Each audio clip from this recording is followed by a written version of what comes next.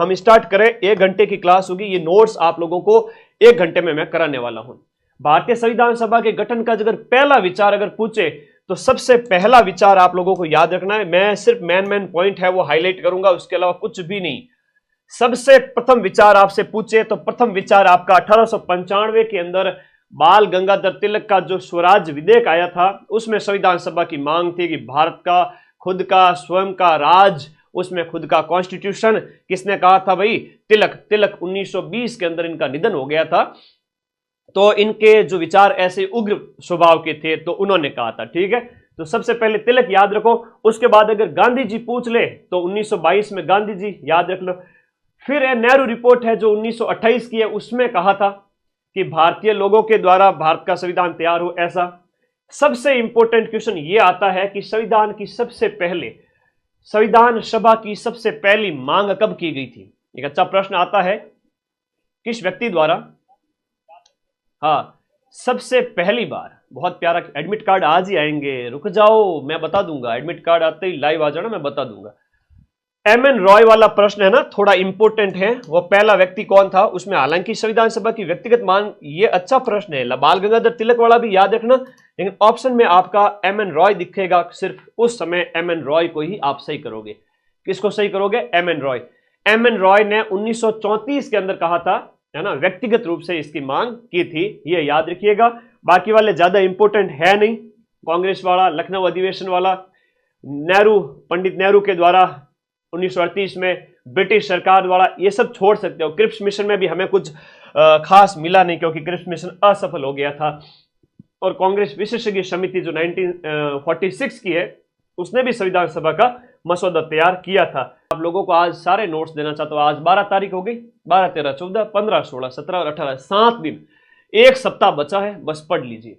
एक जो सबसे इंपॉर्टेंट है कि संविधान सभा का जो हम कहें अगर का निर्माण, सो संविधान सभा का जो निर्माण है वो किसकी वजह से हुआ था, ये किसकी सिफारिश पर हुआ था, तो वो है आपका संविधान सभा के गठन की कैबिनेट मिशन, है ना। संविधान सभा के गठन की, ये हम जनक कह सकते हैं, भीमराव अम्बेडकर अगर ऑप्शन में नहीं हो तो आप ये याद रखना कि संविधान सभा का गठन, संविधान सभा का गठन किस संस्था की सिफारिश पर किया गया, तो ये आपको याद रखना है आपका कैबिनेट मिशन 1946 का। बस इससे ज्यादा कुछ भी याद नहीं रखना है, कैबिनेट मिशन याद रखना है, इससे ज्यादा कुछ भी याद नहीं रखना। ये ऑप्शन में आएगा, कैबिनेट मिशन आपसे आएगा। कब का है? 24 मार्च 1946 को 3 सदस्य भारत आए थे, है ना। अब अंग्रेजों के हाथ में राज रहने वाला था नहीं, उस समय क्या हुआ कि उन्होंने कैबिनेट मिशन भेजा भारत, बोले कि भारत को हैंड ओवर कर दो इनको। तब 24 मार्च 1946 को भारत आता है, भारत के संविधान सभा के गठन की बात करता है। इसके 3 सदस्य है, वो आपसे एग्जाम में पूछे जा सकते हैं। कैबिनेट मिशन जो भारतीय संविधान सभा का हम कह सकते हैं जनक है, जिससे उत्पत्ति हुई, कह सकते हैं सिफारिश हुई, उस सिफारिश को इंप्लीमेंट किया गया, तब संविधान सभा बनी और उस संविधान सभा से हमारा संविधान तैयार हुआ था। तो उसमें हम कहें तो जॉर्ज पैट्रिक लॉरेंस है ना, ये लॉरेंस है, वो आपके कैबिनेट 1946 उसका हेड था लॉरेंस, है ना। दूसरा है स्टेफोर्ड क्रिप्स, फिर है एवी अलेक्जेंडर क्रिप्स और लॉरेंस। तो लॉरेंस LKA, लॉरेंस ऐसे याद रखो, LK और A। हाँ, लॉरेंस था LKA, लुक का, तो याद रहेगा सभी को। 1946, मई 1946 का कैबिनेट मिशन। कैबिनेट मिशन के तहत मैं इस पूरी क्लास में से आपको 15-20 बार बोलूंगा, वापस बोलो वापस बोलो, तो आप लोग मेरे साथ साथ वापस बोलोगे, वही प्रश्न एग्जाम में आएंगे और तुम एग्जाम हॉल में बैठे बैठे मुझे याद करोगे, अरे गुरु जी की तो आवाज हमारे दिमाग में गूंज रही है ना, कि वो क्लास के अंदर सर ने कहा था प्रश्न आएगा, है ना, और ये प्रश्न आ गया। लो चलो अब देखो यहां पर सदस्य, सबसे पहले शुरुआत में संविधान सभा के कुल सदस्य कितने थे, यह प्रश्न भी एग्जाम में आता है। शुरुआत में संविधान सभा के कुल सदस्य कितने थे? 389। अब 389, 400 में 11 ही कम है, लेकिन इन 389 में तो ब्रिटिश भारत से, ब्रिटिश भारत के जो क्षेत्र थे उसमें से 296, देसी रियासतों का पूछे तो देसी रियासतों के सदस्यों की संख्या 93 थी। देसी रियासतों की कितनी थी? 93। ब्रिटिश प्रांत थे वहां से हो गए 11। इस प्रकार से ये आप लोगों को याद रखना है, ठीक है, ये आप लोगों को इस तरह से पूरा याद रखना है। अब मुख्य आयुक्त के जो क्षेत्र थे, जो सेंट्रल प्रोविंस क्षेत्र थे, उनमें हम बात करें केंद्रीय जो क्षेत्र है अजमेर, मेरवाड़ा, ब्रिटिश बलूचिस्तान, कुर्ग और दिल्ली, ये 4 है वो आपका केंद्रीय क्षेत्र हुआ करते थे उस समय के। एक बहुत प्यारा प्रश्न जो पूछा जाता है, संविधान सभा का गठन तो किया गया और उसमें जो सदस्य भेजे जाते थे, सीटों का जो आवंटन किया गया था, संविधान सभा ही क्या थी? एक प्रश्न आता है, आजादी से पहले की संविधान सभा ही आजादी के बाद में क्या बन गई? भारत की, बोलो क्या बन गई? संसद बन गई। तो आज भी संसद के सदस्य, लोकसभा के, राज्यसभा के, उनका इलेक्शन होता है कि नहीं होता है? हाँ गुरुजी, हुआ है, चौकी बात है। तो उस समय संविधान सभा के सदस्यों का जब निर्वाचन किया गया था, वो किस बेस पे हुआ था?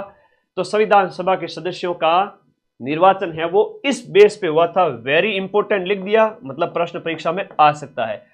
जनसंख्या के अनुपात में प्रति 10 लाख, हर एक 10 लाख के क्षेत्र में परिसीमन नहीं होता है आज भी, तो परिसीमन किया जाता है इलेक्शन के टाइम में, है ना। तो उससे एक मेंबर है वो आपका एमपी है, वो इलेक्ट होकर के जाता है। तो वो 10 लाख पर एक मेंबर गया था, 10 लाख पर एक गया था संविधान सभा में। धार्मिक समूह की बात करें तो ब्रिटिश भारत की 296 सीटों में से 213 तो सामान्य थे, मुस्लिमों की सीटें हैं वो 79 थी और सिखों के 4 सीट थी। तो छोटा सा याद करना, लेकिन जो इंपॉर्टेंट है उसके ऊपर मैं बात करूंगा यहां पर। चुनाव की पद्धति क्या थी? देखो, आनुपातिक प्रतिनिधित्व की एकल संक्रमणीय मत प्रणाली, है ना।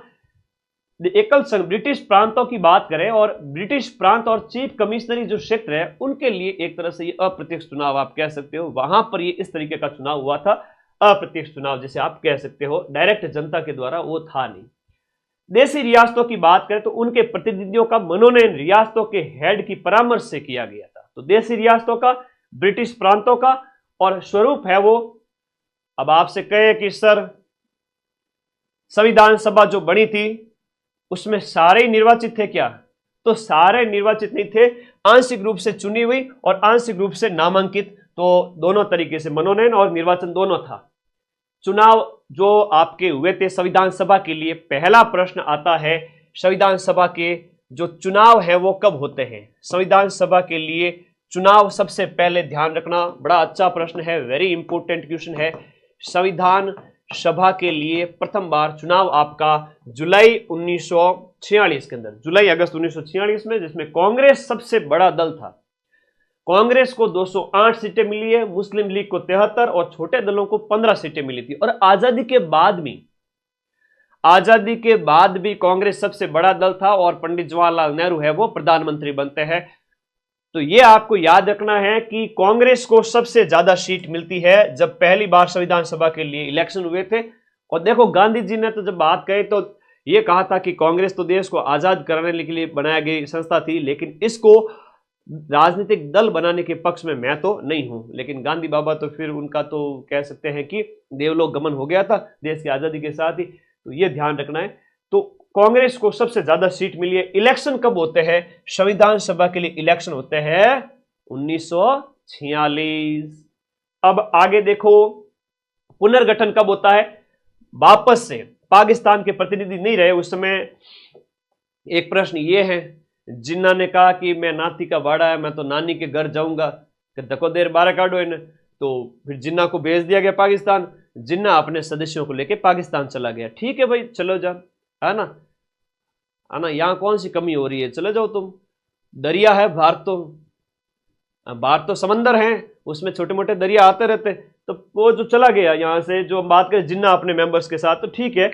उस समय जो 389 थे उसमें से सीटों की संख्या ये घट करके 299 रह गई, ये आपको याद रखना है। विभाजन के बाद में सीटों की संख्या, जब जिन्ना को धकोदेर बारकाट निकाला गया, उस समय सीटों की संख्या कितने थे? उस समय सीटों की संख्या कितनी थी?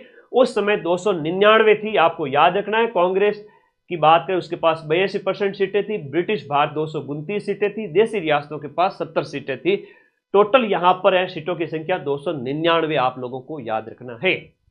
अब आगे बात करें अनुसूचित जाति कैटेगरी, ये नॉर्मली याद रख लीजिएगा, ये ज्यादा इंपॉर्टेंट नहीं है, ये है वेरी इंपॉर्टेंट क्वेश्चन। संविधान सभा के अंदर टोटल महिला सदस्यों की संख्या कितनी थी? फीमेल्स की संख्या हम बात करें टोटल 15 थी। कितनी थी? 5 × 3 15 महिला सदस्य आपके संविधान सभा में बैठी थी। ठीक है, आया है प्रश्न, अभी पूछा था भाई, याद कर लो। अब कौन कौन सी थी वो तुमसे नहीं पूछेंगे, ठीक है, वो बड़े एग्जाम से पूछा जाता है, first grade, second grade, RS pre वगैरह। फोर्थ ग्रेड में पूछ लेंगे तो फिर उन एग्जाम की, है ना, तौहीन हो जाएगी, है ना, चिंता ही मत करो। उसमें आपका सरोजनी नायडू वगैरह ये हो गए। राजस्थान से कुल सदस्य है वो आपके 12 हुआ करते थे, तो संविधान सभा जो बनी थी उसमें राजस्थान से कितने गए थे? 12 सदस्य, और 12 में से एक जो आपका सेंट्रल प्रोविंस सेक्टर था अजमेर मेरवाड़ा, यहां से एक मेंबर था, और बाकी देशी रियासतों से 11 लोग थे। अब यहां हम बात करें कि राजस्थान के सदस्यों की संख्या 12, ये आपको याद रखना। अब ये ध्यान रखिए, मुकुट बिहारी लाल भार्गव है वो आपके अजमेर मेरवाड़ा से, कौन थे? मुकुट बिहारी लाल भार्गव, ये मैं शॉर्ट में लिख रहा हूं, ये ध्यान रखना इसको। तो मुकुट बिहारी लाल भार्गव है वो एकमात्र सदस्य थे जो सेंट्रल प्रोविंस अजमेर मेरवाड़ा राजस्थान में एक ही था। तो राजस्थान से कितनी सीटें? 12, याद रहेगा? Okay Madan sir, rock star, ये रॉक स्टार क्या होता है बेटा? आजा आ जाओ, पढ़ाई से मतलब रखो। पहला राजस्थानी हस्ताक्षर करता, अब ये कई बार प्रश्न आ जाता है। हाँ, सुपरस्टार रॉक स्टार मत बढ़ो। पहला राजस्थानी जिसने हस्ताक्षर किया था वो बलवंत सिंह मेहता थे, उदयपुर के। उद्देश्य प्रस्ताव आपके पेपर में, मैं फिर से बताऊंगा, आपके पेपर में ये प्रश्न आएगा।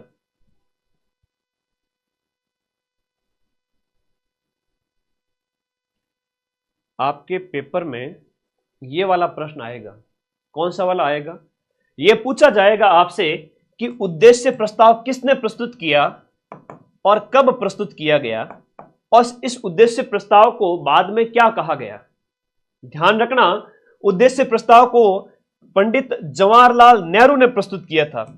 नेहरू जी ने प्रस्तुत किया था 13 दिसंबर 1946 को, जिसे 22 जनवरी 1947 को अपनाया गया, स्वीकृत किया गया, और संविधान की प्रस्तावना बाद में ये क्या बन गया था? भारतीय संविधान की प्रियम्बल बन गया था, प्रस्तावना बन गया। हमारे संविधान का उद्देश्य क्या है ये इसमें लिखा गया है कि हम भारत के लोग, we the people of India, हम भारत के लोग भारत को एक संपूर्ण प्रभुत्व संपन्न समाजवादी, है ना, ऐसा राज्य बनाने के लिए आज अंगीकृत, अधिनियमित और आत्मार्पित करते हैं। अभी एक फोटो दिखाऊंगा प्रस्तावना की, वहां से एक प्रश्न तो पक्का है पेपर में।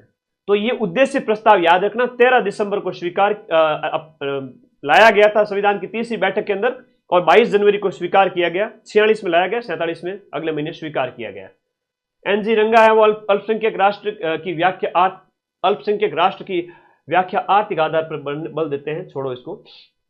अगला जो प्रश्न मोस्ट इंपोर्टेंट आपके पेपर में छप चुका है, मैं बताता हूं, लिखिएगा मेरे प्यारे भाई बहनों कि संविधान सभा की पहली बैठक कब होती है। संविधान सभा की पहली बैठक 9 दिसंबर 1946 को होती है, वर्तमान संसद भवन के अंदर। हालांकि अब तो संसद भवन नया बन गया।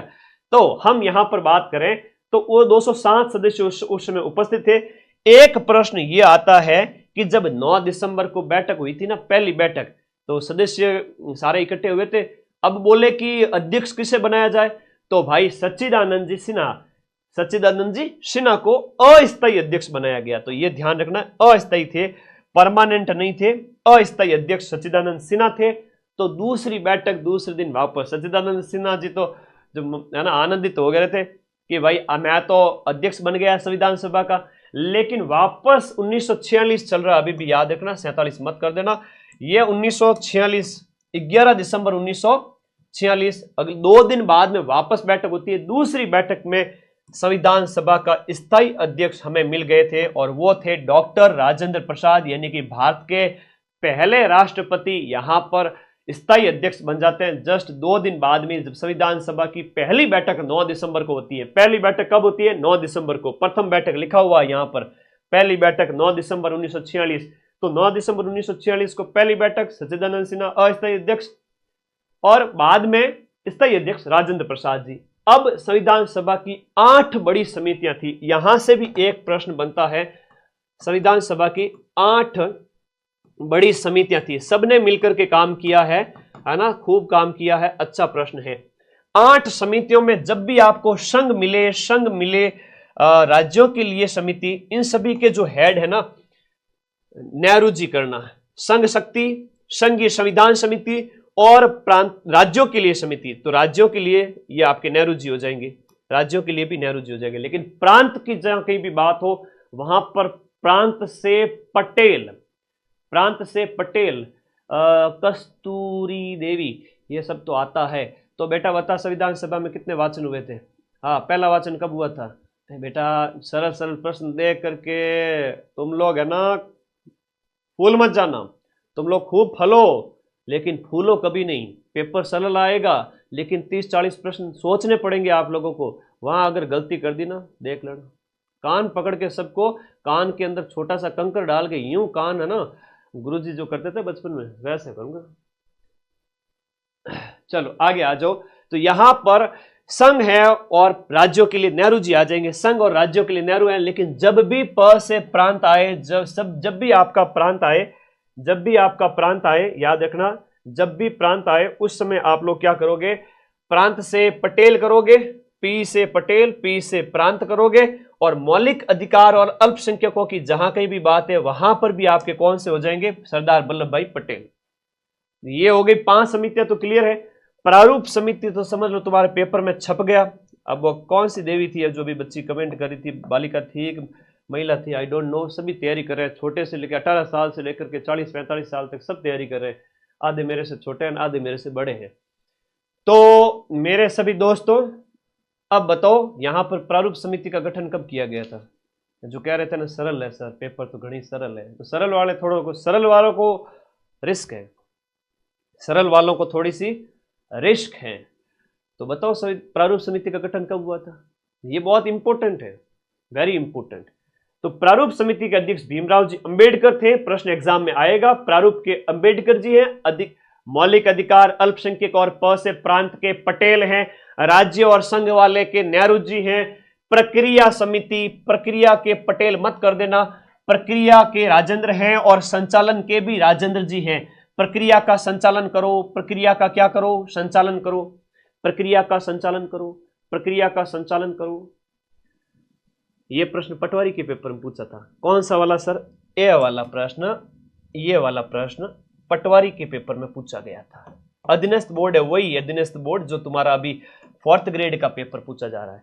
तो पटवारी पेपर में यह प्रश्न पूछा जा चुका है कि संचालन समिति के हेड कौन थे?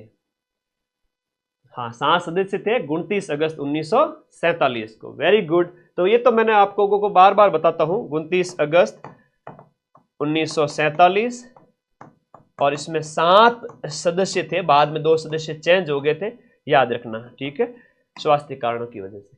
संचालन और प्रक्रिया के कौन? राजेंद्र जी। प्रांत के और मूल अधिकार के अल्पसंख्यकों के कौन? पटेल जी। राज्य और संघ वाले के हेड कौन? नेहरू जी।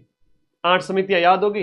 बैठे बैठे याद। इसलिए तो कहते हैं कि टीचर जब बोलते हैं ना उससे याद होता है। किताबें पोथी पढ़ पढ़ जग मुआ, सिलेक्शन भयानक हो। वीडियो कोर्स पढ़ लो तुरंत सिलेक्शन हो। ऑडियो वीडियो माध्यम से, दृश्य श्रव्य माध्यम से जब पढ़ते हो सब दिमाग में छप जाता है।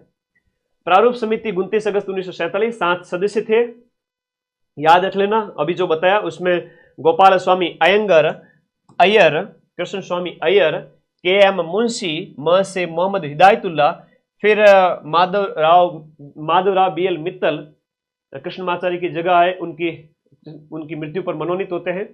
और फिर कृष्णमाचार्य है वो खेतान की मृत्यु पर आते हैं, तो माधवराव और कृष्णमाचार्य आते हैं। टोटल 7 सदस्य आप लोगों को याद रखना है, बहुत इंपॉर्टेंट है। अब यहां पर संविधान की हम प्रस्तुति की बात करते हैं, वेरी इंपॉर्टेंट, मोस्ट वेरी। गुरु जी ना, इंडिया रामबाण अभी आने वाली 10 दिन में, थोड़ा माफी चाहता हूं, अभी 4th ग्रेड पर बात करेंगे, आने वाली है ना। आप थानेदार पेपर की अगर कोई तैयारी कर रहे हैं तो आने वाली किताब। प्रस्तुति है वो संविधान को राजपत्र में कब प्रकाशित किया गया था? देखो हम बात करें 21 फरवरी 1948 को गजट में प्रकाशित होती है। हम बात करें जो है प्रस्तुति होती है हमारे संविधान जो तैयार हो रहा था उनके संबंध में। नवंबर 1948 को संविधान सभा में इसे प्रस्तुत किया गया, प्रारूप जो तैयार किया गया था उसका बार बार वाचन किया जाता है। जो वाचन है वो आपका 3 बार किया गया। हर प्रावधान वाद विवाद के बाद ही पास किया गया। एक प्रावधान बिना वाद विवाद के हुआ था, वो सार्वभौमिक मताधिकार है, उस पर कोई वाद नहीं हुआ था। तो ये आपके प्रारूप समिति के बारे में था। अनुच्छेद ज्यादा नहीं पूछेंगे, जो पूछेंगे वो मैं बता दूंगा। संविधान का अंगीकरण ये आपके 4th ग्रेड की 6 पारियों में से 4 पारी में पेपर में छप चुका है, याद रखिएगा। और मेरी जीवा पर मां सरस्वती का विराजमान है और 4 पारी में आ गया तो फिर ये मत समझना कि मेरी अधीनस्थ बोर्ड के साथ कुछ है। मेरे अधीनस्थ बोर्ड के साथ अगर कोई सेटिंग है तो वो सब मेहनत की सेटिंग है, सारी मेहनत की, ठीक है। हो जाता है कई बार कह देते तो संविधान अंगीकरण है वो आपका कब, देखो अंगीकरण करना अपनाना एक ही बात है। अंगीकरण करना, अधिनियमित करना, आत्मार्पित करना, या इसे एक शब्द कहते हैं संविधान को अपनाया कब गया था। तो संविधान को जो अपनाया गया था आज 26 नवंबर 1949 ऐसा प्रस्तावना में लिखा हुआ है। 26 नवंबर 1949 कहाँ 46 में संविधान सभा बनी थी। 11 दिसंबर को पहली बैठक होती है, 9 दिसंबर 1946 को पहली बैठक, और 26 नवंबर को अपनाया गया। खूब टाइम लगा भाई, और फिर 26 जनवरी 1950 को लागू कर दिया गया। तो ये चीजें ध्यान रखनी, ये अपनाया गया था। लेकिन संविधान दिवस आप सभी को पता ही है, और इसकी थीम है हमारा संविधान हमारा स्वाभिमान। ये अभी पूछा गया है पटवारी के पेपर में, क्या है थीम संविधान जो है संविधान दिवस 2024 की थीम क्या है बताओ। ये प्रश्न भी एग्जाम में अभी पूछा गया था पटवारी के अंदर। संविधान दिवस हमारा संविधान हमारा गौरव, संविधान दिवस 2024 26 नवंबर को मनाया गया। इसकी थीम है वो आपसे पूछी गई थी पटवारी की पेपर में, हमारा संविधान हमारा गौरव, हमारा संविधान हमारा स्वाभिमान, संविधान हमारा संविधान हमारा स्वाभिमान, हमारा स्वाभिमान। ये क्या है कि मुझे याद आ जाते वो क्वेश्चन में आपको लिखा देता क्योंकि अभी ये थीम पूछी गई थी। तो 2015 से 26 नवंबर को हर साल किस रूप में मनाया जाता है?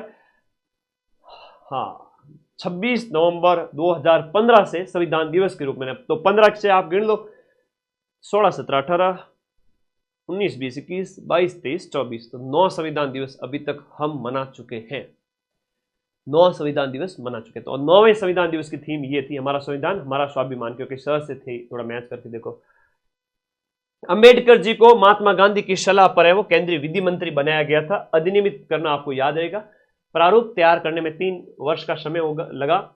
लागू करने की तिथि, भारत का संविधान है वो आपके पूर्णतः हम बात करें तो पूरी तरह से तो आपका 26 जनवरी 1950 को लागू होता है, लेकिन कई सारे प्रावधान ऐसे थे तो 26 नवंबर 1949 को जब हम बात करें कि संविधान को अधिनियमित कर दिया गया, आत्मार्पित किया गया, उस समय कई सारे प्रावधान है वो लगभग 10 से 15 के बीच में लागू कर दिए गए थे। तो ज्यादा टेंशन नहीं लेना, पूरी तरह से तो 26 जनवरी को ये अंतर आना चाहिए, है ना, संविधान अंतर आना चाहिए भाई, कई सारी चीजें हैं।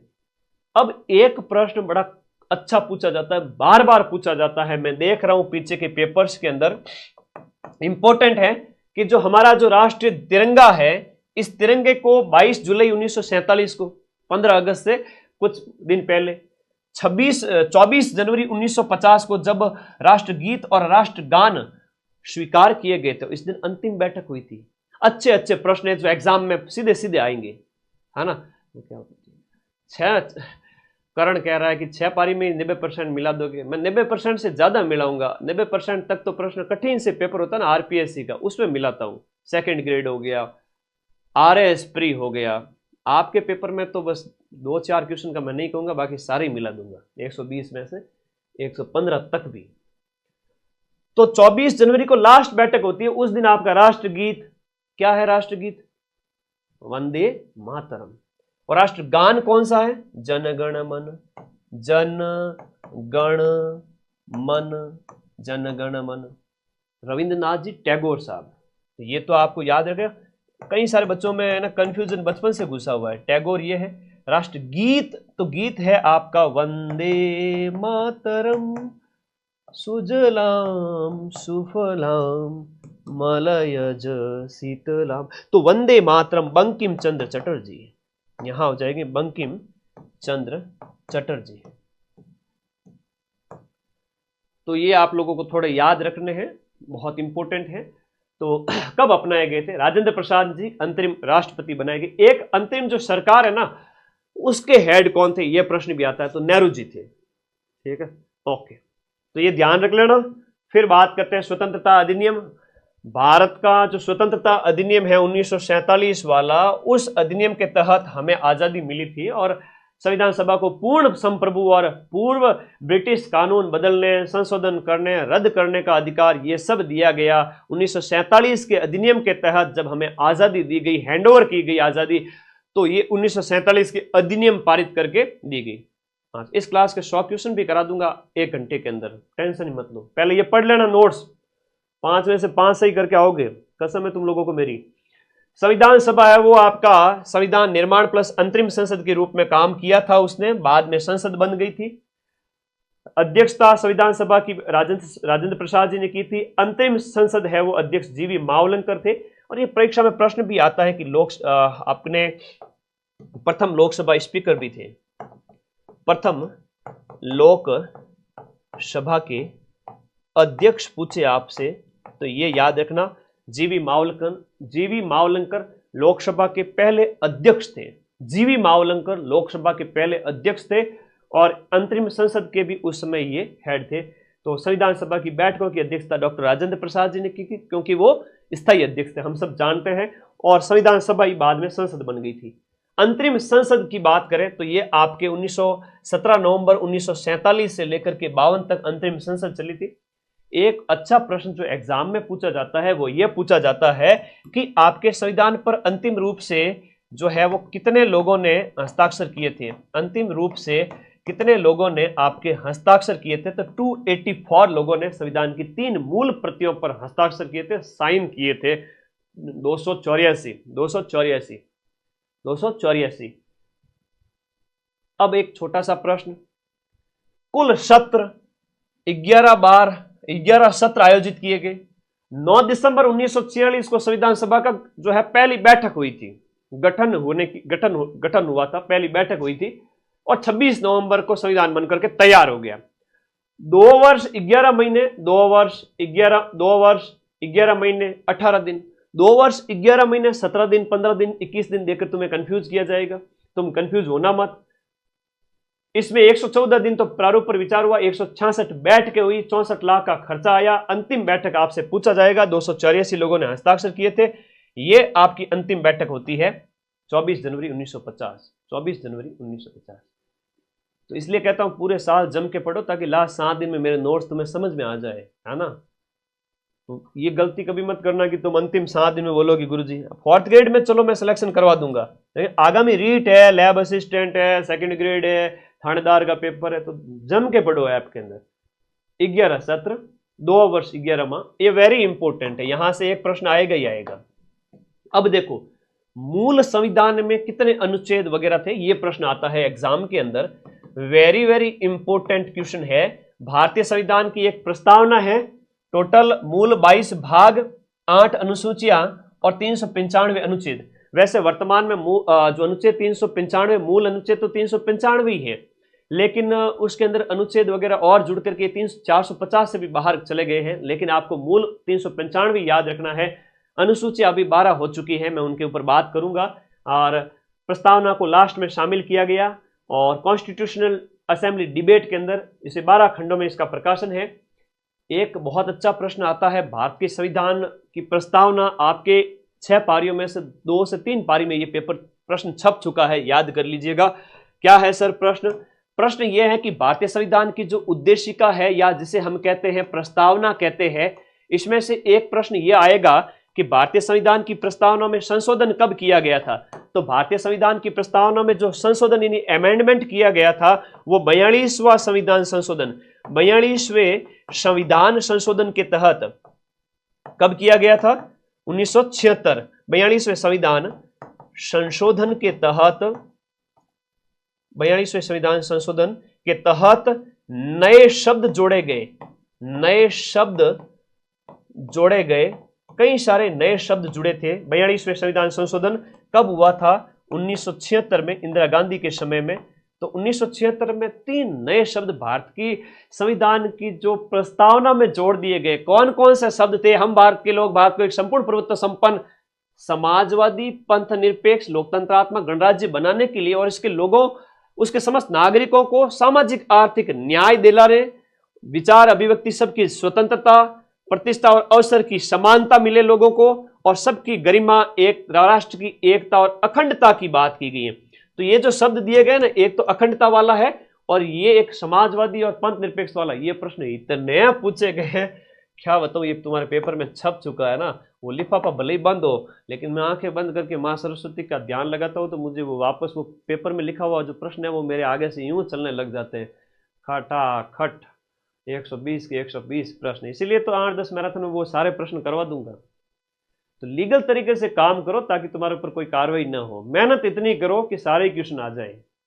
तो भाई, समाजवादी, धर्मनिरपेक्ष या पंथ निरपेक्ष, भारत किसी भी पंथ को नहीं मानेगा, समाजवादी और जिसमें सभी वर्गों का कल्याण हो, और अखंडता, भारत एक रहना चाहिए। ये 1976 में 42वें संविधान संशोधन के तहत स्वीकार किए गए थे। जो अपनी कॉन्स्टिट्यूशन की जो प्रस्तावना है, प्रीएम्बल है, उसमें जोड़े गए थे। इसको अंग्रेजी में प्रीएम्बल कह सकते हैं। एक प्रश्न यह आएगा कि भारतीय संविधान को कब अपनाया गया? 26 नवंबर 1949, 26 नवंबर 1949, मिति मार्गशीर्ष शुक्ल सप्तमी, संवत 2006, विक्रम संवत 2006 में 57 जोड़ लो, 2083 आते हैं, 83 आते हैं ना। 2006 के अंदर विक्रम संवत 2006 विक्रमी संवत है। अच्छा, उस समय विक्रम संवत 2006 था, तो उसके अंदर अभी 80 और जोड़ोगे तो आ जाएगा 1949 के बाद में, तो वो वर्तमान में 2080 के आसपास है। संविधान को अंगीकृत किया गया, अधिनियमित किया गया, आत्मार्पित किया गया। यह भी पूछा जाएगा कि संविधान को कब अंगीकृत किया गया था, यह प्रश्न हो जाता है। 57 वर्ष तो आगे है, बाकी वर्तमान में इस विषय से कितना आगे है वो जोड़ोगे तो आएगा। तो ये हो गया, एक ये हो गया, बार बार पूछा जाता है। एक अभी प्रश्न बड़ा शानदार पूछा गया कि संविधान, कि भारत के जो संविधान को हाथ से किसने लिखा था? 6 महीने लगे थे, जो संविधान के 6 महीने लगे थे, और वो बैठ करके जो है संविधान सभा का जो कक्ष है वहां पर, वर्तमान का संसद भवन, 6 महीनों में उन्होंने लिखा था। तो हाथ से प्रति किसने तैयार की थी? ये प्रश्न अभी आया था पेपर महीने भर पहले ही। बताओ किसने तैयार किया था? चित्रांकन, इसमें 22 चित्र हैं भारतीय इतिहास के, और चित्रकार का नाम याद कर लो, नंदलाल बोस, इंपॉर्टेंट है। और राजस्थान के कृपाल सिंह शेखावत का नाम तो आप जानते ही हो, कृपाल सिंह शेखावत। संविधान सभा के पदाधिकारी में अस्थायी अध्यक्ष सच्चिदानंद जी सिन्हा है, और अस्थायी उप सभापति पूछ रहे हैं तो फ्रैंक एंथोनी थे, अध्यक्ष राजेंद्र प्रसाद जी थे, उपाध्यक्ष की बात करें तो एच.एस. मुखर्जी थे, उप सभापति फ्रैंक एंथोनी थे, अध्यक्ष है वो राजेंद्र प्रसाद है। तीनों बातें अलग अलग है। संवैधानिक सलाहकार का एक प्रश्न एग्जाम में पूछा जाता है कि सलाहकार कौन था? तो आपके B N. Rao, Benegal Narasimha Rao, Benegal Narasimha Rao, admit card में बता दूंगा, सब्र रखो। बी.एन. राव थे। सचिव वगैरह, प्रवक्ता वगैरह छोड़ दीजिए। भारतीय संविधान की मूल हस्त लिखित प्रति या कॉपी किसने तैयार की थी? प्रेम से बोलो बांके बिहारी की, प्रेम से बोलो, जय माता दी, प्रेम से बोलो, प्रेम से बोलो, प्रेम से बोलो से याद हो जाएगा, प्रेम बिहारी जी ने हाथ से लिखा था, है ना। हाथ ऊपर उठा के बोलो, प्रेम से हाथ ऊपर उठा के बोलो, प्रेम बिहारी। तो प्रेम बिहारी नारायण रायजादा, भले 1-1 लाख की कोचिंग करके भी आगे हो ना, उन बच्चों को भी ये क्वेश्चन पता नहीं है, ठीक है। ये मत समझना कि 4th ग्रेड समझ करके यूं, है ना, फ्लावर मत समझना है, फायर है ये। यूं मत समझना कि यूं हर कोई कर लेगा। कुछ कुछ प्रश्न ऐसे होंगे जो किसी ने अगर शिद्दत से पढ़ा है तो उसी को आएंगे। फैक्चुअल क्वेश्चन कंसेप्ट पढ़ने वालों को भी नहीं आते, भले कितना ही होशियार हो, ठीक है। तो ये अच्छा प्रश्न है। प्रेम बिहारी नारायण रायजादा, प्रेम से बोलो, हाथ ऊपर उठा के, हस्तलिखित कॉपी।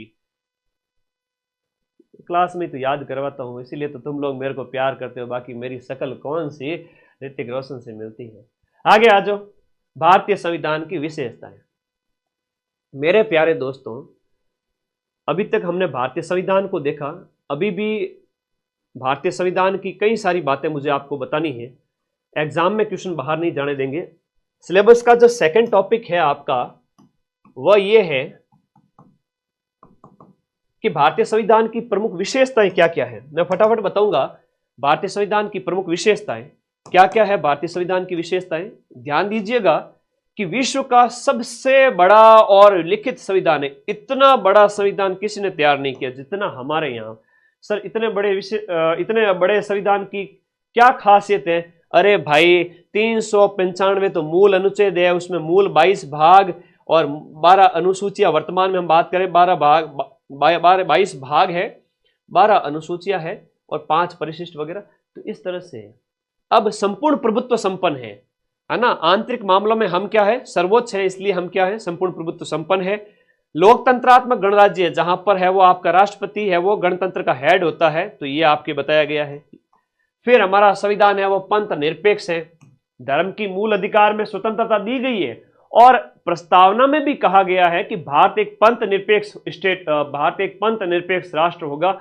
ये प्रस्तावना में भी कहा है। और मूल अधिकार जो आपके अनुच्छेद 25 में जो कहा गया है कि धर्म को मानने की स्वतंत्रता, 25, 26, 27, 28, 29, 30 अभी उनकी बात करेंगे। 25, 26, 27, 28 ये 4 है। ओके। संसदीय प्रणाली है हमारे देश, हम बात करें हमारे यहां पर संसदीय प्रणाली, जहां कार्यपालिका है वो व्यवस्थापिका के प्रति उत्तरदायी होती है, रेस्पॉन्सिबल होती है कार्यपालिका व्यवस्थापिका के प्रति। तो ये भी प्रश्न आता है। हमारे यहां पर एकात्मकता का भाव भी है और संघात्मकता का भाव है। केंद्र राज्य के अधिकार स्पष्ट हैं। आपातकाल में केंद्र एकरी नागरिकता, ये एकात्मकता की बात है। एकरी नागरिकता, आपातकाल में केंद्र का कंट्रोल और अखिल भारतीय सेवाएं, जैसे IAS IPS होते हैं तो कहीं भी लग सकते हैं ऑल ओवर इंडिया के अंदर, तो एक उसकी बात हो रही है, ठीक है। और एकात्मक भाव के साथ संघ का भाव भी है। संघ का मतलब जितने राज्य भी है, केंद्र भी है, सब मिलके काम करेंगे, तो आपके यूनियन का भाव भी है। और एकात्मकता जैसे अमेरिका में है कुछ कुछ भाव, वो भी है यहाँ पर। तो संघ और एकात्मक दोनों मिले जुले स्वभाव के हैं हमारे यहाँ पर शासन व्यवस्था। एकीकृत न्यायपालिका, न्यायपालिका है वो सर्वोच्च है, सर्वोच्च न्यायालय के फैसले सभी पर लागू होते हैं। वयस्क मताधिकार है कि लकड़ों के लाडे जो 18 साल से ऊपर हो चुके हैं उन सबको वोट डालने का अधिकार दिया हुआ है कॉन्स्टिट्यूशन के अंदर। हमारे संविधान के भाग 18 में आपातकालीन प्रावधान है, जहां पर अनुच्छेद जो आपके हैं 352, फिर आपके अनुच्छेद 356 राष्ट्रपति शासन और वित्तीय आपातकाल जो है आपका 360 ये राज्यों के अंदर लगाया जाता है और ये होता है आपका राष्ट्रपति शासन। ये भी आपके प्रावधान संविधान के अंदर किए गए हैं और ये हो गया आपके वित्तीय आपातकाल। मूल अधिकार नागरिकों के लिए लागू किए गए हैं आपके संविधान के भाग 3 के अंदर। चलो कौन से हैं हम बात बता देते हैं आप लोगों को, क्योंकि कॉन्स्टिट्यूशन सिलेबस में, और मैंने वादा किया है क्लास से बाहर कंटेंट, ये जो कंटेंट है इससे बाहर क्वेश्चन नहीं जाएगा। तो संविधान के आपके भाग 3 के अंदर, हमारे संविधान के भाग 3 के अंदर आपके अनुच्छेद 12 से लेकर के 35 तक, है ना, 12 से लेकर के 35 तक आपके मूल अधिकारों के बारे में बताया गया है। मूल अधिकार कितने हैं सर? अरे भाई 6 मूल अधिकार है। एक 7वां जो था, जो संपत्ति का मूल अधिकार था, वो अब हटा दिया गया है और उसे अब एक कानूनी अधिकार बना दिया गया है अनुच्छेद 300 क के तहत। तो अब संपत्ति आपका मूल अधिकार नहीं रहा, अब वो एक कानूनी अधिकार है, ठीक है। तो अब 6 मूल अधिकार कौन से हैं सर? देखो भाई, पहला मूल अधिकार तो मानव होने के नाते ही हमसे छीने नहीं जा सकते, इसलिए संविधान के भाग 3 में 6 फंडामेंटल राइट्स दिए गए हैं। तो पहला समानता का अधिकार है, कानून के समक्ष समानता, अनुच्छेद 14। फिर अनुच्छेद 15 के अंदर है आपका धर्म भाषा के आधार पर स्वतंत्रता। फिर 16, फिर आपका 17, फिर आपका 18। तो ये आपका 14 से लेकर 18 तक है वो आपके समानता की बात है। स्वतंत्रता के मूल अधिकार के बारे में प्रश्न आता है कि स्वतंत्रताएं कितनी प्रकार की हैं। तो अनुच्छेद 19 के अंदर 6 प्रकार की स्वतंत्रताएं हैं। कितनी प्रकार की? 6 प्रकार की स्वतंत्रताएं यहां पर आपसे शामिल की गई है। घूमने फिरने, बोलने की आजादी, लेकिन कुछ भी बोलने की आजादी नहीं है। यूं नहीं कि भारत को ही गाड़ी निकालनी स्टार्ट कर दो, ना ही जूते पड़ेंगे, फिर वो आपको ले जा करके जेल में बंद किया जा सकता है, देशद्रोह का मुकदमा भी चलाया जा सकता है। तो कुछ भी बोलने का अधिकार नहीं है, बंधनों के साथ में आपको बोलने का अधिकार है, मूल अधिकार भी बंधनों के साथ में प्राप्त है। अनुच्छेद 21 इसमें ही आता है। अनुच्छेद जो 21 है, अभी पटवारी के पेपर में भी पूछा गया था, अनुच्छेद जो 21 है वो क्या है सर? देखो, अनुच्छेद 21 में जीवन का अधिकार है, जीवन का अधिकार है, जीने का अधिकार है। आपके जीवन पर किसी प्रकार का संकट नहीं आ सकता, उसके लिए आप कोर्ट जा सकते हो। अगर किसी भी तरह का, अगर वायु प्रदूषण भी है अगर आपके ऊपर, है ना, तो वो कई तरह की चीजें, आपके जीवन को खतरा है, कई सारी चीजें हैं, वो अनुच्छेद 21 के अंदर आ जाती है। जीवन का अधिकार वो 21 में है, व्यक्तिगत स्वतंत्रता है 19 के अंदर है। ये ज्यादा पूछे जाने वाले प्रश्न है, बता देता हूं। 22 तक स्वतंत्रता है। फिर तीसरा मूल अधिकार है, शोषण नहीं कर सकते आपका, छोटे बच्चों का शोषण वो नहीं हो सकता। बाल श्रम और खतरनाक कामों में निषेध, ये 23-24 में हो गया, शोषण हो गया। शोषण के बाद में अनुच्छेद जो है 25, 26, 27, 28 में धर्म की स्वतंत्रता है। तुम्हारी इच्छा है तो हिंदू, मुस्लिम, सिख, ईसाई जो भी तुम चाहो उस धर्म को मान सकते हो, उसका पालन पोषण, उसका प्रचार प्रसार कर सकते हो। ये 25 से स्टार्ट हो जाते हैं। और फिर है पांचवा जो है वो है आपका संस्कृति और शिक्षा संबंधी अधिकार। अनुच्छेद 29 और 30 में आप अपनी संस्कृति, शिक्षा संस्थाएं वगैरह इनको बढ़ावा दें, ये सारी बातें हैं। बढ़िया नरेश, धन्यवाद भाई। आगे देखो, अनुच्छेद जो लास्ट वाला है, अब एक परीक्षा में प्रश्न आता है कि आपका मूल अधिकारों की जो आत्मा है ना वो कौन है? मूल अधिकारों की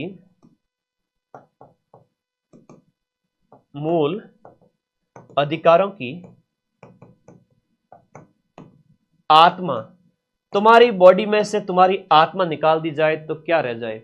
गुरुजी, खाली शरीर एक वस्त्र है और आत्मा हमारी बॉडी से अगर निकल गई तो शरीर तो एक वस्तु की तरह नीचे गिर के पड़ जाएगा। आज मदन सर जो तुम्हारे सामने बोल रहे हैं, हाव भाव कर रहे हैं, जितनी उम्र लिखी हुई है तब तक बोल रहे हैं, हाव भाव है, और जिस दिन आत्मा निकल गई उस दिन यूट्यूब पे वीडियो रह जाएंगे। हाँ, भगवान थारी हमारी सबारी उम्र है वो घनी लंबी करे है। चलो आगे बात करो। तो मेरे प्यारे साथियों, जब तक आत्मा है तब तक सब कुछ है, वरना कुछ भी नहीं है। तो जब तक मूल अधिकारों के अंदर ये संवैधानिक उपचारों का अधिकार है तब तक सब कुछ है, उसके बाद में तो डेड बॉडी है। हाँ, संवैधानिक उपचार, जो संवैधानिक अधिकार है, संवैधानिक उपचारों का अधिकार है, वो अनुच्छेद 32 के तहत मूल अधिकारों की आत्मा माना गया है। लेकिन संविधान की आत्मा किसे कहते हैं ये भी लिख लेता हूं, नोट करके, यहां लिख लूं, नोट करके लिखो, संविधान की आत्मा ये किसे कहा गया? कोई बताएगा मुझे? अब वो कौन था जो अभी कह रहा था पेपर तो सर सरल ही आवे है ना, पेपर तो सरल ही आवे सर, पेपर सरल आता है मुझे भी पता है, लेकिन वहां एग्जाम हॉल में प्रेशर को हैंडल करना और सही उत्तर देना वो एक अच्छे विद्यार्थी की निशानी है। और दुखेश्वनु द्विग्न मन सुखेशु विगत स्प्र वितराग भय क्रोध स्थित धीर मुनि रोचते, सुख और दुख, प्रेशर और नॉर्मल सिचुएशन में जो स्थिर बुद्धि वाला है वही सक्सेसफुल माना जाता है, वही जो स्थिर बुद्धि वाला है वो हमेशा विजेता बनता है। तो ये प्रस्तावना को कहा गया है, ये कहा गया है, अंबेडकर ने कहा था प्रस्तावना को। किसको कहा था? तो तुम लोग कैसा दिमाग रखोगे, जैसा गीता में कहा गया है वैसा। ये किसने कहा था? अंबेडकर ने, डॉक्टर भीमराव अंबेडकर जी ने कहा था। हाँ, तो मूल अधिकार 6 हो गए, और ये छठवां है वो आप, इसके तहत आप सुप्रीम कोर्ट भी जा सकते हो, इसके तहत आप हाई कोर्ट भी जा सकते हो। 5 प्रकार की रिटें जारी की जाती है, याद हो जाएगा। तो हम कह रहे थे कि हमारे नागरिकों के लिए मूल अधिकार है वो कितने प्रकार के हैं? 6 प्रकार के मूल अधिकार हो जाते हैं, फंडामेंटल राइट्स। नीति निर्देशक तत्व जो प्रश्न आता है, संविधान के भाग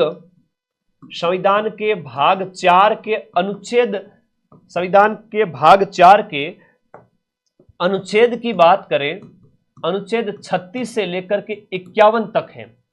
अब इसमें अनुच्छेद जो 40 है ना वो ग्राम पंचायतों से संबंधित है, अनुच्छेद 51 है तो वो आपका अंतर्राष्ट्रीय संबंधों से संबंधित हो जाता है। ऐसे याद करना। नीति निर्देशक तत्व तो इंपॉर्टेंट है, एग्जाम में पूछे जाएंगे।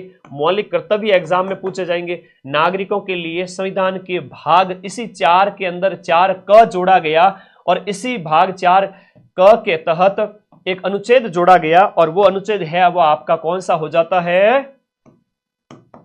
अनुच्छेद हो जाता है 51 क।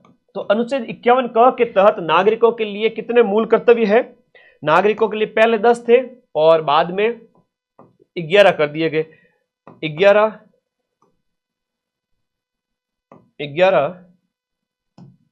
11 मूल कर्तव्य। एक बात ध्यान देना कि 11 जो मूल कर्तव्य हैं जो एग्जाम में पूछे जाते हैं, ये आपके भारतीय संविधान के भाग 4 क में कब जोड़े गए थे, मैं इसकी बात करूंगा। ये मूल कर्तव्य है सरदार स्वर्ण सिंह समिति की सिफारिश पर। लिखो इसको, आया है प्रश्न, सरदार स्वर्ण सिंह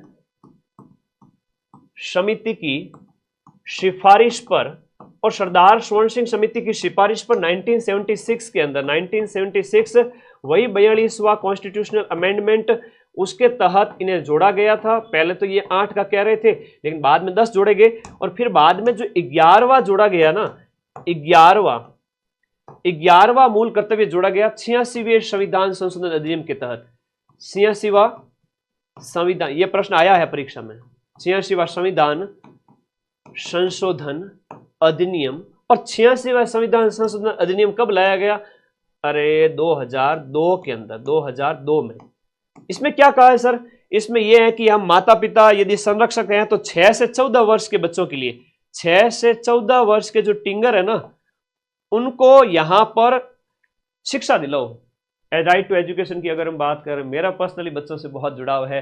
जहां मैंने एजुकेशन ली, आज भी जब भी 15 अगस्त या 26 जनवरी होती है तो मैं जा नहीं पाता हूँ, पिताजी को भेज देता हूँ, भाई को भेज देता हूँ। बच्चों के लिए मिष्ठान है, अच्छे अच्छे गिफ्ट्स है, उनके लिए जो ट्रॉफी वगैरह होती है ना, उस टाइप से सांस्कृतिक गतिविधियों में मेरी इच्छा बहुत होती है मैं उनसे मिल के आऊँ, बात करूँ, तो है ना, आवाज़ आ रही है। तो ये बच्चों के लिए है, संविधान में भी सोचा गया है, ठीक है। तो बच्चे तो मन के सच्चे होते हैं, बच्चे तो मन के सच्चे होते हैं। आवाज़ सही आ रही है बेटा, ओके। तो ये प्रश्न कई बार एग्जाम में पूछा जाता है आपका। 1 है, 2, 3, 4, 5, 6, 7, 8, 9, 10 और 11वां। ABCD से भी याद रखोगे तो भी याद हो जाएगा। मौलिक कर्तव्य 51 क के तहत है 86वां संविधान संशोधन अधिनियम 2002, पेपर में छप गया है, समझ लो। आर्टिकल 21A भी है, बहुत बढ़िया, संविधान का अनुच्छेद 21A में भी है आपका, ये वाला देखने को मिल जाएगा, जो आपका 11वां वाला जो है ना, जो शिक्षा के अधिकार की बात कही गई है, शिक्षा के। ये प्रश्न बार बार आते हैं, तो अनुच्छेद 21A में भी आता है और मौलिक कर्तव्य में भी है। ये बातें आप लोग, समान नागरिक संहिता 44 में है, बिल्कुल सही है। अंतर्राष्ट्रीय संबंध है वो आपके 51 के अंदर है। बताओ पर्यावरण संरक्षण के संबंध में प्रावधान किस में, बताओ पर्यावरण के बारे में किस नीति निर्देशक तत्व में बताया गया है। 3-4 ही है, वेरी इंपॉर्टेंट है। हाँ, तो ये सरदार स्वर्ण सिंह समिति की सिफारिश पर 1976 के अंदर 42वें संविधान संशोधन के तहत मौलिक कर्तव्य जोड़े गए थे, जो मूल रूप से तो 10 थे और बाद में जो है आपका जो 11वां जो मौलिक कर्तव्य जोड़ा गया वो 2002 में 86वें संविधान संशोधन अधिनियम के तहत जोड़ा गया था। अब आपको याद रखना है कि हम बात करें थी, हाँ, इसकी नीति निर्देशक तत्वों के अंदर 2-3 बता देता हूं। एक तो अनुच्छेद 40 है, अनुच्छेद 40 है, एक आपका अनुच्छेद 44 है, एक आपका अनुच्छेद 48 है, एक अनुच्छेद 51 है।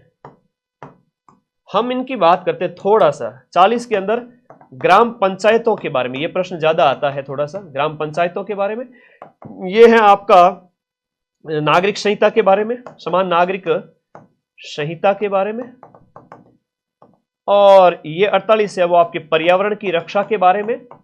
4 ही बता रहा हूं, बाकी बताने को तो मैं 10 बता दूं, 100 बता दूं। अरे 100 क्या, मतलब 100 पेज में पढ़ा दूं। और लेकिन क्या होता है, कंटेंट कम से कम में ज्यादा क्वेश्चन मिल जाए तो आउटपुट है वो ज्यादा प्राप्त होता है। बच्चा कहता है कि वाह सर आपने पढ़ाया था, मजा आ गया है, ध्यान रखिएगा। और अनुच्छेद 51 के अंदर है वो आपके अंतर्राष्ट्रीय संबंधों की बात। मैं भी इस बात को मानता हूं कि कम पढ़ाकर ज्यादा क्वेश्चन मिला दूं, तभी मैं अपनी शेखी बगारूं कि मैंने ज्यादा क्वेश्चन मिला है। बाकी दुनिया भर का पढ़ा के वो अच्छी बात नहीं है, उसमें से तो प्रूफ आते ही आते हैं। लेकिन अभी कम पढ़ा, 4th ग्रेड जैसे पेपर में कम पढ़ाकर सारे मिलाएंगे। तो मेरे भाई ये याद रख लेना, अंतर्राष्ट्रीय संबंध, ग्राम पंचायत, नागरिक संहिता, पर्यावरण, मूल कर्तव्य है भाग 4 क में है, मूल डीपीएसपी जो नीति निर्देशक तत्व है भाग 4 में है और ये 4 क में है। और हम बात करें अपना मूल अधिकार किस में हो जाते हैं, मूल अधिकार अपने भाग 3 में हो जाते हैं। इससे ज्यादा कुछ नहीं आएगा, आ ही नहीं सकता। चैनल को सब्सक्राइब कर दो जितने साथी जुड़े हुए। आज मैंने बड़ी क्लास का प्लान कर रखा है बहुत सारी, आज और कल में, चिंता मत करो। ये अच्छे प्रश्न है जो एग्जाम में पूछे जाएंगे, ये भी इंपॉर्टेंट है, सारा बता दिया, पीछे कुछ नहीं छोड़ा है, अब इससे बाहर कुछ नहीं है। अल्पसंख्यकों के लिए, विश्व शांति के लिए, संपूर्ण शासन व्यवस्था के 2 ढांचे हैं। तो संघवाद की बात यहां पर कही गई है, केंद्र और राज्य की बात, ये भारतीय संविधान की विशेषता है। भारतीय संविधान की अनुसूचियों में आपको ज्यादा टेंशन नहीं लेनी है। अनुसूचियों की अगर मैं बात करूं, भारतीय संविधान की अनुसूचियों में पहली अनुसूची में संघ और भारत के बारे में है, अभी मैं एक फोटो के माध्यम से सारा समझाऊंगा। दूसरी के अंदर ज्यादा इंपॉर्टेंट नहीं है, तीसरा भी इंपॉर्टेंट नहीं है, चौथी है वो राज्यसभा में सीटों का आवंटन है। 5वीं अनुसूची, अनुसूचित जाति जनजाति के लिए 5 उंगली जब मिलती है तब हम कहते हैं ना संगठन में शक्ति है। तो अनुसूचित जाति जनजाति के कल्याण की बात भाग जो अनुसूची शेड्यूल है भारतीय संविधान की, उस 5वीं में ये मोस्ट इंपोर्टेंट है। भारतीय संविधान की जो 7वीं अनुसूची है, परीक्षा में प्रश्न आता है, देखो जो जो प्रश्न आएंगे वो मैं तुम्हें बता दूंगा। तो 3 अनुसूची है भारतीय संविधान की। 7वीं अनुसूची के अंदर जो 3 सूचियां दी गई है, संघ सूची, संघ शक्ति के विषय, संघ के विषय, राज्यों के विषय, और समवर्ती सूची जिसमें स्टेट और संसद दोनों कानून बना सकते हैं। 8वीं अनुसूची मोस्ट इंपोर्टेंट है, वेरी इंपोर्टेंट है। 8वीं अनुसूची के अंदर भारतीय जो वर्तमान में 22 भाषाएं हैं, वर्तमान में 22 भाषाएं इसमें शामिल की गई हैं। तो जो भारतीय भाषाएं हैं वो आपके पहले मूल रूप से 14 थी और अब 22 हो गई है, 8 और बढ़ गई है, वो 8वीं अनुसूची के तहत है। 7वीं 8वीं इंपोर्टेंट है। 10वीं जिसमें दल बदल लेते हैं, कोई भी नेता एक पार्टी से दूसरी पार्टी में चला गया। 11वीं और 12वीं इंपोर्टेंट है। 11वीं पंचायतों से संबंधित है, 12वीं नगर पालिकाओं से संबंधित है। इससे ज्यादा इसमें कुछ विषय याद, मतलब ज्यादा याद नहीं रखना है। गांव के विषय आपके 29 और 18 है, वो आपके 9 कम हो गए। शहरों के अंदर थोड़ा सा इसका याद रखिए, है ना। अब संघ सूची के अंदर वर्तमान में 98 विषय है, राज्य सूची में 59 है और समवर्ती में 52 है। अवशिष्ट शक्ति एक आता है कि आपकी ये संसद के पास होती है ना, अवशिष्ट शक्तियों का संसद के पास। 8वीं अनुसूची में कई सारी भाषाएं हैं, ये आपको याद नहीं करनी है। ये जो अभी मैंने बताया था वो आपको ये याद करना यहां पर, है ना। हाँ जी, ये देखिएगा यहां पर। अब देखो भारतीय संविधान की जो अनुसूची है थोड़ी पढ़ लेना, मैं जो जो इंपोर्टेंट करूं वही पढ़ना, बाकी मत पढ़ना। संघ के बारे में प्रथम अनुसूची में है। फिर आप देखोगे 5वीं अनुसूची कई बार पूछ ली जाती है, अनुसूचित जाति जनजाति। 7वीं अनुसूची थोड़ा सा याद रखना, जो शक्तियों का बंटवारा है। 8वीं अनुसूची में भाषाएं हैं। 9वीं और 10वीं, जो 9वीं है वो आपकी, 9वीं छोड़ दीजिए, 10वीं दल बदल, 11वीं और 12वीं। 11वीं ग्रामीण निकायों से संबंधित है और 12वीं नगर निकायों से संबंधित है। ये आपको याद रखना है, थोड़ा थोड़ा देख लेना, बाकी ज्यादा टेंशन नहीं लेनी, अंदर की चीजें नहीं पढ़नी ज्यादा। संविधान के स्रोत बहुत इंपॉर्टेंट है, मैं बता देता हूं कि हमने अमेरिका के कॉन्स्टिट्यूशन से मूल अधिकार अपनाए हैं, न्यायपालिका अपनाई है, और न्यायपालिका सर्वोच्च है, उसके लिए वो संसद के द्वारा बनाए गए कानून की जांच भी करती है, उसे न्यायिक पुनरावलोकन कहते हैं। तो मूल अधिकार वाला प्रश्न कई बार पूछ लेते हैं कि मूल अधिकार हमने कहां से लिया है और या स्वतंत्र न्यायपालिका कहां ली है, इनमें भी ये ज्यादा पूछा जाता है मूल अधिकार। ये थोड़ा सा आप लोगों को देख लेना है, पढ़ लेना है। 1935 के अधिनियम से संघवाद को अपनाया है, मूल अधिकार अमेरिका से अपनाया है। उपराष्ट्रपति पद अभी सुर्खियों में है क्योंकि अभी उपराष्ट्रपति है वो आपके इस्तीफा दिया और अभी नए उपराष्ट्रपति बने हैं 15वें। तो उपराष्ट्रपति पद हमने अमेरिका से अपनाया है। न्यायपालिका की स्वतंत्रता अमेरिका से होगी। ब्रिटेन की बात करें तो संसदीय शासन प्रणाली ब्रिटेन से अपनाई, संसद की शासन प्रणाली ब्रिटेन से अपनाई। कानून का जो है विधि का शासन वो वहां से अपनाया है। और आयरलैंड के संविधान से हमने अपनाया है नीति निर्देशक तत्व, जो संविधान के भाग 4 के अंदर है। और कनाडा के संविधान से संघीय व्यवस्था की बात करते हैं।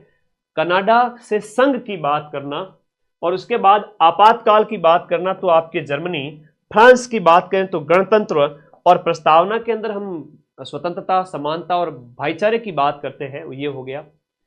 हम ऑस्ट्रेलिया के संविधान से प्रश्न एक ये आता है कि समवर्ती सूची हमने कहां से अपनाई? ऑस्ट्रेलिया के संविधान से अपनाई। रूस जो यूएसएसआर था पहले का, सोवियत संघ था, वहां से हमने मूल कर्तव्य अपनाए। तो मौलिक कर्तव्य कहां से अपनाए? सीपी राधाकृष्णन तो अभी 2 दिन पहले बने हैं 15वें उपराष्ट्रपति, ये नहीं पूछा जाएगा। जगदीप धनखड़ ने इस्तीफा दिया, ये पूछा जाएगा। ठीक है, जगदीप धनखड़ है वो 14वें उपराष्ट्रपति थे और झुंझुनू जिले के किठाना गांव से बिलोंग करते हैं। दक्षिण अफ्रीका से हमने कॉन्स्टिट्यूशनल अमेंडमेंट, जो आपके संविधान के अनुच्छेद 368 के तहत संविधान संशोधन की प्रक्रिया अफ्रीका से अपने। और जापान की बात करें तो विधि के शासन की बात करते हैं। अब ये बाकी वाले तुम्हें पढ़ना नहीं है, जो मैंने बताया वही सेम है। ठीक है, ये सब सेम है जो मैंने बताया था। इसमें यही मूल अधिकार, नीति निर्देशक तत्व वगैरह ये ज्यादा पूछे जाते हैं। संविधान संशोधन की बात करें तो 368 के तहत किया जाता है। और इसमें जो अभी लेटेस्ट का है, एक 42वां का थोड़ा इंपॉर्टेंट है, याद कर लेना। प्रस्तावना में संशोधन, नीति निर्देशक तत्व और मौलिक कर्तव्य में कुछ सारे कई सारे जोड़े गए थे। 44वां 78 का है। 106वां संविधान संशोधन अधिनियम लेटेस्ट है, महिलाओं के लिए 1/3 आरक्षण से संबंधित है, याद रख लेना। और फिर ये 100 के पार वाले भी करा देता हूं थोड़े से। 100वां है वो भारत बांग्लादेश सीमा से संबंधित था। 101वां है वो जीएसटी से संबंधित था। और 106वां है वो महिलाओं के लिए 1/3 आरक्षण लोकसभा, राज्य विधानसभा में। अनुच्छेद नहीं याद करना, नहीं याद करना। ठीक है, ओके, आगे आ जाओ। खत्म, टाटा बाय बाय। आज की क्लास में इतना ही था। वापस से बता देता हूं कि संविधान का अगर आपसे भाग पूछ लेवे, भाग 1 में तो संघ के बारे में है, भाग 2 में नागरिकता के बारे में है, भाग 2 में नागरिकता के बारे में है, हाँ, भाग 2 में नागरिकता के बारे में है। और उसके बाद में भाग 3 में मूल अधिकार है, जो अनुच्छेद 12 से 35 है। भाग 4 में नीति निर्देशक तत्व है, जो अनुच्छेद 36 से 51 तक है। और भाग 4(1) में है, जो अनुच्छेद 51(1) के अंदर है, वो आपके मौलिक कर्तव्य है। फिर आपके संघ आ जाता है, कार्यपालिका, संसद, राष्ट्रपति, 52 से लेकर 151 तक। और फिर भाग 6 है, उसमें स्टेट आ जाते हैं। तो अनुच्छेद 152 से 237 तक स्टेट की जो है आपकी राज्यपाल, उच्च न्यायालय, कार्यपालिका सब चलती है। लेकिन सेंट्रल की बात करें तो 52 से लेकर 151 टोटल 100 अनुच्छेद यहाँ हो जाते हैं। और यहाँ लगभग 80-90 अनुच्छेद इसमें हो जाते हैं। भाग 8 के अंदर केंद्र शासित प्रदेश है। भाग 9 में पंचायतें हैं। भाग 9(1) के अंदर आपकी कौन सी हो जाती है? नगर पालिकाएं हो जाती हैं। ठीक है, भाग 10 में अनुसूचित जाति, छोड़िए, ये बाकी ज्यादा इंपॉर्टेंट है नहीं। ठीक है, आपातकालीन प्रावधान यहां पर हो गया। ठीक है, 10, 11, 12, 13, 14, 15, 16, 15 के अंदर यहां पर चुनाव हो गया। 16 के अंदर आपातकालीन प्रावधान हो गया। 15, 16, 17, 18 के अंदर, भाग 18 के अंदर। तो ये अनुच्छेद का एक शॉर्ट ढांचा है। ये अनुच्छेद जो 20 है, संविधान का जो भाग 20 है, उसमें संविधान संशोधन दिया गया है। पूरा संविधान ये है, ये पूरा संविधान है। ये पूरे एकदम बढ़िया, एकदम शानदार जो है क्लास हुई अपनी अच्छी। मुझे इस बात की खुशी है 1 घंटे की। धन्यवाद, tata bye bye. PDF Telegram group में दे रहा हूँ, बाकी बातों से कुछ होना जाना है नहीं। अभी तो 15-20 बार और लाइव आऊँगा एग्जाम तक, शॉर्ट से, यूट्यूब वीडियो से। 1 घंटे में सब कुछ करा दिया। देखो, ज़्यादा याद क्या क्या रखोगे वो मैंने बता देता हूँ एक बार आप लोगों को। चैनल को सब्सक्राइब जरूर करके रखना है ना, ताकि पता चले तुम्हें। देखो, इधर ध्यान देना। सबसे पहले बाल गंगाधर तिलक, फिर M.N. रॉय के द्वारा संविधान सभा का प्रस्ताव। उसके बाद में जो है कैबिनेट मिशन की बात करेंगे, जिसके तहत संविधान बनता है। टेलीग्राम ग्रुप चले जाओ, लिंक नीचे दिया हुआ है, PDF डाल रहा हूँ। कैबिनेट मिशन के सदस्यों के बारे में याद रख लेना। चुनाव कैसे होता है? 10 लाख की जनसंख्या पर होता है। और आज़ादी के बाद में 299 सदस्य रह गए थे। ठीक है, उद्देश्य प्रस्ताव नेहरू का याद रखना। पहली बैठक याद रखना। अस्थायी अध्यक्ष याद रखना। 8 बड़ी समितियों के हेड के नाम याद रखना। उसके बाद में ज़्यादा इम्पोर्टेंट है तो ये अंगीकृत कब किया गया संविधान, वो भी याद कर लेना। उसके बाद में संविधान की अंतिम बैठक, ये आपके 24 जनवरी 1950 क्या क्या अपनाया गया था, सारी चीज़ें, कितने सत्र हुए, कितनी बैठक हुई, मूल रूप से संविधान में क्या क्या था, और ये प्रस्तावना वेरी इंपॉर्टेंट है। उसके बाद में हमारे प्रस्तावना, ये संविधान के अंदर क्या क्या अनुच्छेद है, कितने विभाग हैं, संविधान की विशेषताएं हैं, ठीक है। और ये मूल अधिकार याद कर लेना। फिर नीति निर्देशक तत्व, मौलिक कर्तव्य, भाग 4 क के अंदर, और भाग 4 में नीति निर्देशक तत्व, 7वीं अनुसूची में शक्तियों का बंटवारा, क्या है, शक्ति विभाजन। बोलो मेरे साथ साथ, अपने आप याद होगा, याद होना पड़ेगा। अनुसूचियां 12, जिसमें आपकी 5वीं, 7वीं, 8वीं में भाषा, 10वीं में दल बदलन, 11वीं 12वीं में ग्राम पंचायत और पंचायती राज। संविधान के स्रोत याद कर लेना, जिसमें मूल अधिकार मोस्ट है, ठीक है, मूल अधिकार, नीति निर्देशक तत्व वगैरह। और इसके अलावा बात करूं तो मैं समवर्ती सूची है, आपातकाल वगैरह, और संविधान संशोधन और मूल कर्तव्य। अब ये जो रसिया से याद रहेगा ना सभी को, धन्यवाद। और ये पूरा ही संविधान बता दिया यहाँ पे। अब पीछे कुछ बचा है तो बता दो, ऐसी क्लास तुम्हें यूट्यूब पे कहीं मिलेगी नहीं।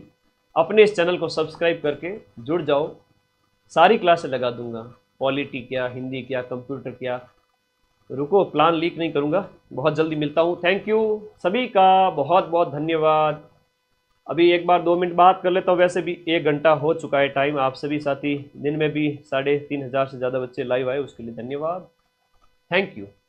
और कोई डाउट है तो बता दो, 2 मिनट बात कर लेता हूँ तुम लोगों से।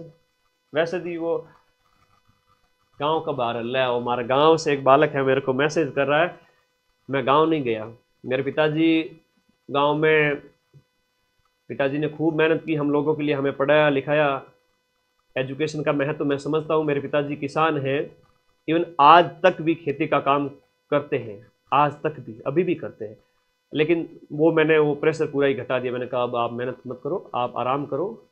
तो खूब मेहनत की खेती किसानी पिछले 50 साल से। मैं जानता हूँ एक किसान मध्यम वर्ग का जो बच्चा है, उसके लिए सरकारी नौकरी की कितनी इंपॉर्टेंस होती है। वो अगर नौकरी में लग गया तो पूरा परिवार सुखी होगा। 55,000 54,000 पोस्ट के पीछे अगर बात करें, हर एक परिवार में 5-7 मेंबर की बात करें तो 2.5-3 लाख लोग सुखी होंगे। मैं अगर थोड़ी सी भी मेहनत कर लूँ आपके लिए, बाकी तो आपकी मेहनत है, मैं तो क्या ही क्रेडिट लूँ। लेकिन मैं वो दिन जानता हूँ, वो दुख भरे दिन, वो मेहनत के दिन, माँ बाप कैसे मेहनत करते हैं। मैंने इस चीज़ को बहुत नज़दीक से देखा है ना। शौहरत की धूप में जलूँगा नहीं, भरोसा रखो, अभी तो मैं बहुत लंबा चलूँगा। इसीलिए कि कोचिंग इंडस्ट्री के अंदर टेलीग्राम ग्रुप में, टेलीग्राम में नंबर 1 हो चुका है माइंड मैप, आपको पता है, सिर्फ और सिर्फ 1 साल के अंदर। और पूरे राजस्थान की 10 से 20 साल पुरानी कोचिंग संस्थान को पीछे छोड़ के सिर्फ 1 साल में टेलीग्राम ग्रुप नंबर 1 हो चुका है। और यूट्यूब पे अगले साल नंबर 1 हो जाऊंगा, चिंता ही मत करो। ये सब आप लोगों का प्यार है कि आप सही कंटेंट जहाँ मिलता है, जहाँ से क्वेश्चन मिलते हैं, आपको भरोसा हो चुका है। देसी घी में और डालडा में अंतर आपको पता चल चुका है, तो जीवन में सक्सेस हो ही जाओगे। आपको धोखा कहीं मतलब लग जाए कि यहाँ हो सकता है कि यहाँ किस तरीके से कोर्स है, वो आपका निर्णय होना चाहिए, कहाँ कोर्स ज्वाइन करना है, कहाँ नहीं करना है, कहाँ पढ़ना है, कहाँ नहीं पढ़ना है। मैं हकीकत के बारे में बताता हूँ। जब भी आप लोग निर्णय करें पढ़ने का, तो ये सोचें क्या सही है, क्या गलत है, कहाँ पढ़ना चाहिए, कहाँ नहीं पढ़ना चाहिए। ये सारी चीज़ें आपके ऊपर डिपेंड है। तो इसी वजह से माइंड मैप अब 7 लाख का हो रहा है भाई, 1 साल के अंदर अंदर। इतने सारे बच्चे किसी भी यूट्यूब चैनल पर आज तक नहीं जुड़े, इतने फास्ट। ये सब माँ सरस्वती की ब्लेसिंग्स हैं, बाकी मैं तो एक छोटा सा प्राणी हूँ, है ना।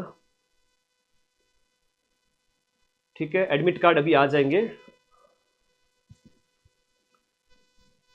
ठीक है, एडमिट कार्ड अभी आ जाएंगे। मैं भी आप लोगों के बीच में से ही हूँ, आप जैसा ही हूँ, किसान का बेटा हूँ, ठीक है, जमीन से उठा हुआ हूँ। कोई मुझे बचपन से ही मुंह में सोने का चम्मच नहीं मिला। जो भी किया आप लोगों के प्यार से, आप लोगों की बदौलत किया। तो दिन में थोड़ा सा आप 2 मिनट बात कर लेता हूँ, लास्ट फिर विदा लेता हूँ। बहुत सारी क्लासेस तैयार करनी है अभी तो मुझे, अभी हमारे पास खूब टाइम है। 7 दिन मतलब साल भर जितनी मेहनत कर सकते हैं। आजो आजो, कितने नंबर पर सिलेक्शन आ रहा है? सिलेक्शन छोड़ो, ज़्यादा नेगेटिव नहीं करना है, बस करवा देंगे। अभी तो सिलेक्शन की बात, अभी तो 7 दिन पड़े हैं। चलो धन्यवाद। और कोई डाउट है तो पूछ लो, वीडियो के नीचे कमेंट कर देना आप लोग क्या कहना चाहते हो। बाकी बेफिक्र रहो, तुम्हारा भाई तुम्हारे साथ है अभी तक तो, ठीक है। Thank you.